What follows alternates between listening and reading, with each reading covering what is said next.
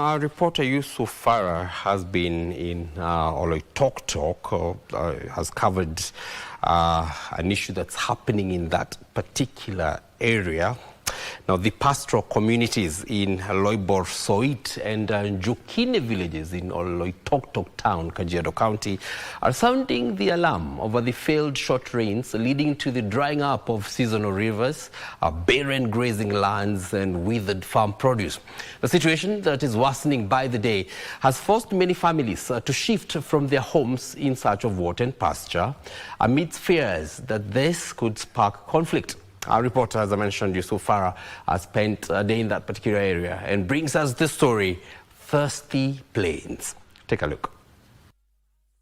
Early morning at Njukini village in Kajiado County, John Terrer has just escorted his livestock up to 5 kilometers from a neighboring village in search of grazing lands in this arid area.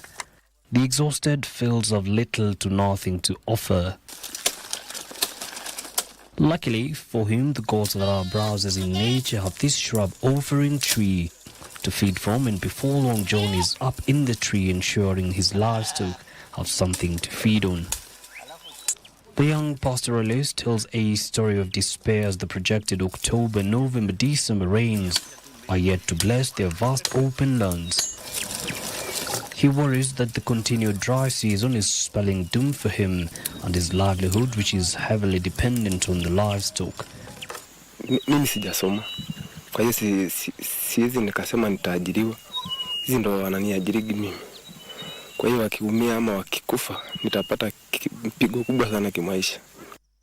His story is no different from Kotene Olenketua, who is slowly coming to terms with the harsh reality of failed rains that are making him contemplate moving from his homestead that he built for his family.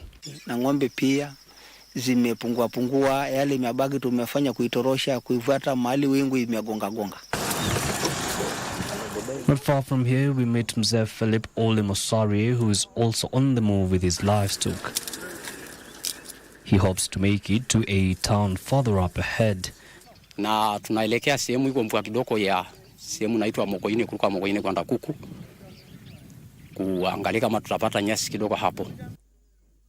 This rather complex journey is the price they have to pay after the rains they were counting on, according to the weathermen, were a no-show. Serikali kama una njia kwa kusaidia atasaidia, kwa sababu tumeona hata paksa hii akanyagiki, na unaona msaada yoyote ambaye anaweza kuona, maana ni kipindi hii mvua ndogo sana. Mimi nahama kwa ajili ya kiangazi. Kiangazi inatukumba ng'ombe zinateseka. So tunaomba serikali kama kuna njia yenye kutusaidia. Tunaomba watusaidie sana. Juu tunajua hisi tuoteshea nyasi wote, lakini maji yanaweza turudishia mtoni. Some of the livestock keepers have been lucky enough to find this recently harvested farm. Emaciated livestock in this farmland, a clear confirmation of the arid situation in this area. Tumetolewa park, tumekuwa na shida ya park, tumekuwa tunaendelea kwenda kutafuta nyasi. Mifugo sasa magame park wakatufukuza huko, tukakuja huku na hata huku hatuwezi tukakaa. Ng'ombe ikabidi tuhamishe kutafuta majani na maji. Tulikuwa tumempatia ng'ombe maboe kaje ikaisha. Tukasubiri matakataka ya marago tukapata ikaisha. Sasa ikabidi kusikia pahali ambayo hata kama ni mbali ambayo kuna kanyasi kidogo na mpeleka mfugo. But it's not just the food for the livestock that is necessitating this migration. Crops have failed in the farms too, pointing to a dire need for assistance to this community. These seasonal rivers are the community's lifeline, from the people themselves to the livestock. The flow of the rivers mean they have something to hold on to. There's, however, a hitch.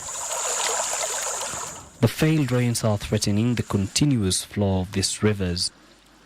Some are slowly drying up, and for others, absolute dryness and hopelessness.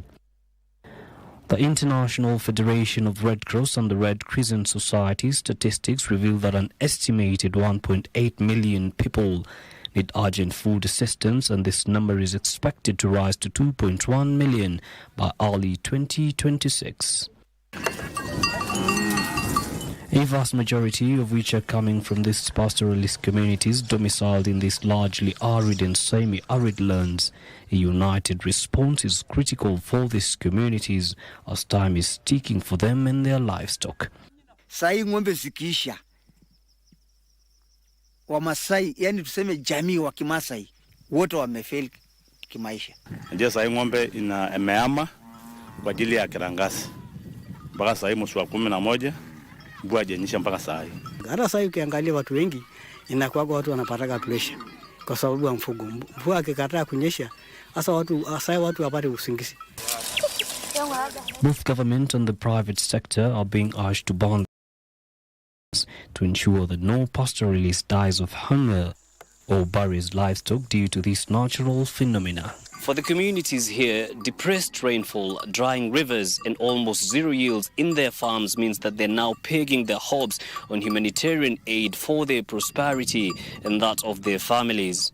Yusuf Farah reporting for KBC Channel 1 in Oloitoktok, Kajiado County.